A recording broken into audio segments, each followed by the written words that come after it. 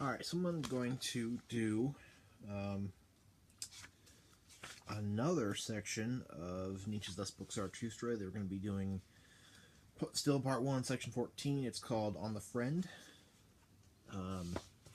This one is a little bit longer, and it's kind of, like the rest of the passages, it's not an easy thing to get your head around. But there is kind of a concept of individualism here. So we'll kind of get into that. There's always one too many around, and I can't just really give you, a concept that this is about here. This is not as easy as that. There's always one too many around me, thus thinks the hermit. Always one times one, eventually that makes two. I and me are always too deep in conversation. How could one stand that if there were no friend? For the hermit, the friend is always the third person. For the hermit, the friend is always the third person. The third is the cork that prevents the conversation of the two from sinking into the depths. Alas, there are too many depths for all the hermits. Therefore they long so for a friend in his height. Our faith in others betrays in what respect we would like to have faith in ourselves. Our longing for a friend is our betrayer.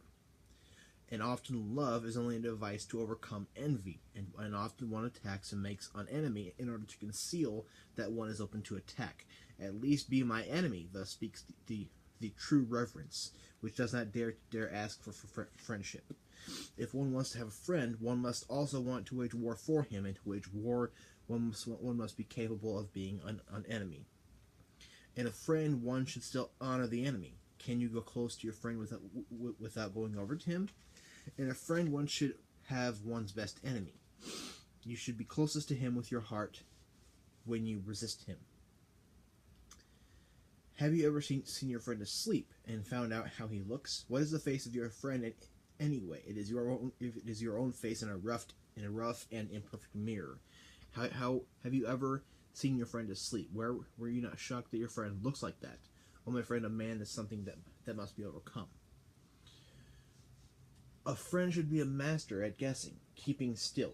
You must not want to see everything. Your dream should betray to you what your friend does while awake. Your compassion should be a guess, to know first whether your friend wants compassion.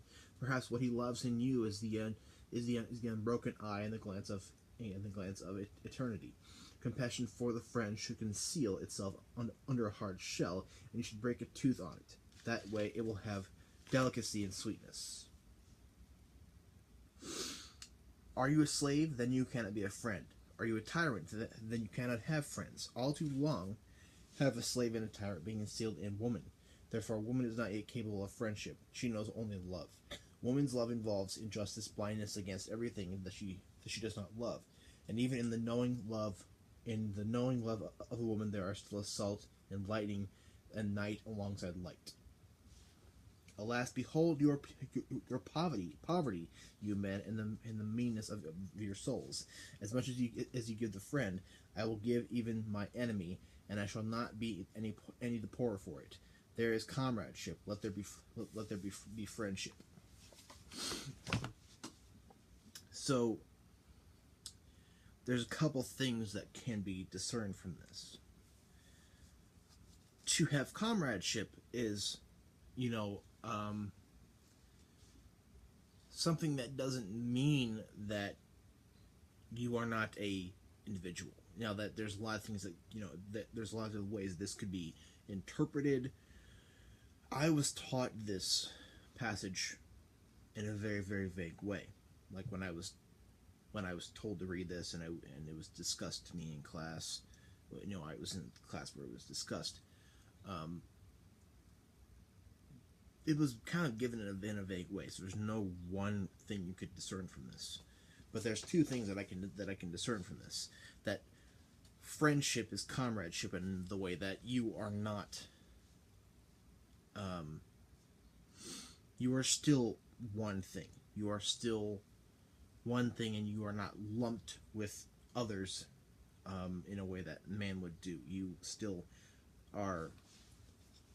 You still must overcome yourself that is man, which involves being individual.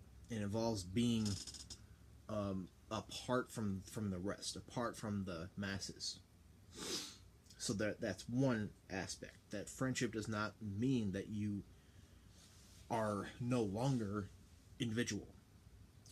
To have a friendship that does not betray you, you have to still be a individual that happens to have comrades, or happens to be in comradeship with others.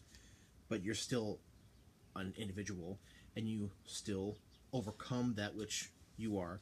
You still can achieve the Overman, but you cannot achieve Overman if you are not individual.